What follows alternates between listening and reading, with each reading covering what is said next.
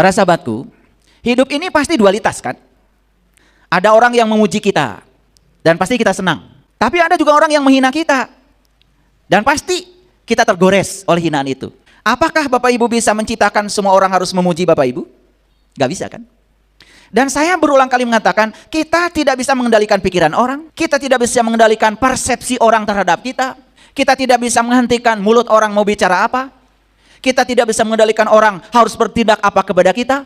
Tetapi yang bisa kita kendalikan sekali lagi adalah pikiran kita, perasaan kita, dan sikap kita pada orang.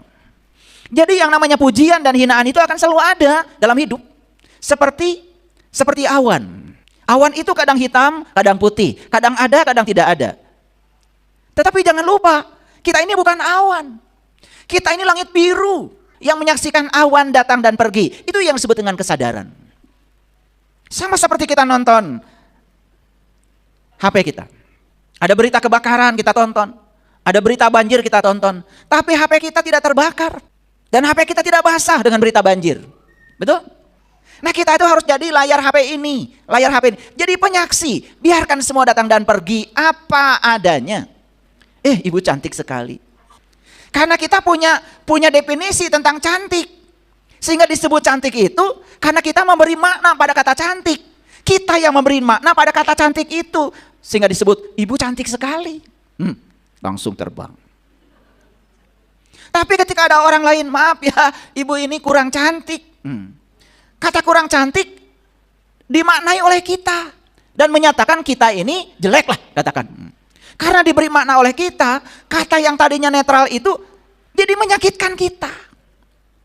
Jadi yang menyakitkan kita itu sebenarnya bukan kata-katanya. Makna yang diberikan kita pada kata-kata itu. Salah siapa? Nah, dari sini kita jadi tahu, oh ternyata sumber sakit hati saya bukan orang, tapi diri saya sendiri. Semua peristiwa di semesta ini asalnya netral, menjadi tidak netral karena diberi persepsi, diberi makna oleh kita sendiri. Coba, ibu cantik, anggap itu sebagai kata-kata netral. Ibu kurang cantik, anggap itu sebagai kata-kata, jangan diberi makna. Kan gak marah kita. Dipuji tidak terbang, dihina tidak tumbang. Cuman kita menghentikan persepsi kita pada kata-kata yang mereka ucapkan. Anggap saja itu sebagai bunyi yang sama. Gak ada masalah. Nah saya bisa bicara begini karena saya juga diterpa begitu banyak. Ya, ada yang berterima kasih, ada juga yang menghujat saya. Alhamdulillah, dua-duanya bagus buat saya. Tapi saya tidak pernah mau mengizinkan yang menyanjung saya, yang menghina saya, tidak mau saya izinkan mengganggu kedamaian batin saya. Saya anggap itu adalah gangguan kecil yang tidak patut untuk diperhatikan. Karena kalau diperhatikan jadi kecentilan. Dan mereka merasa berhasil mengganggu kita. Makanya semua hinaan tidak ada kekuatannya kalau tidak diberi kekuatan oleh kita. Pahami kata-kata saya. Dan kapan kita memberikan kekuatan? Saat kita meresponnya dengan emosi yang negatif, dengan marah, kita sudah memberikan kekuatan pada mereka. Jadi hinaan itu tidak memiliki kekuatan untuk menghancurkan kita. Tetapi reaksi kita yang berlebihan terhadap yang menghina itu yang mengguncang kedamaian batin kita. Hinaan itu bukan musuh.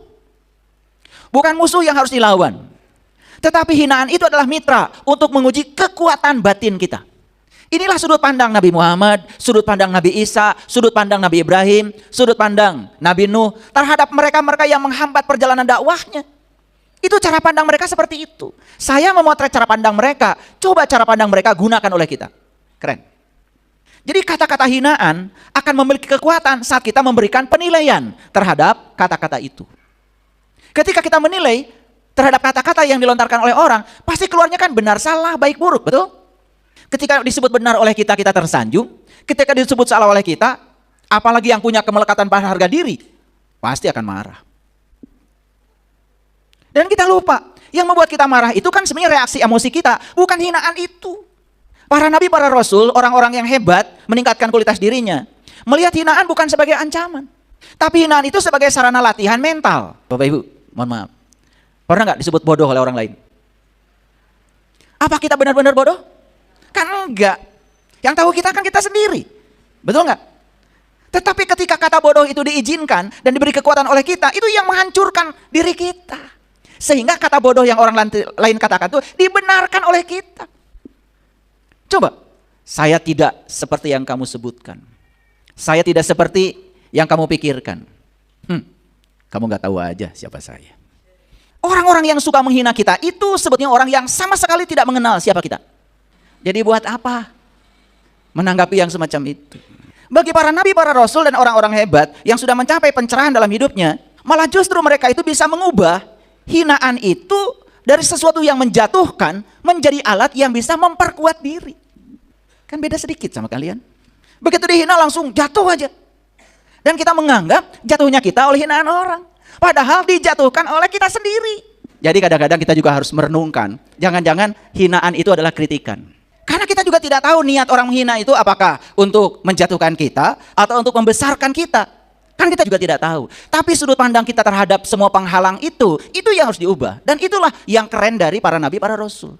Dan itulah yang membuat mereka menjadi seperti yang kita kenal. Paham ya?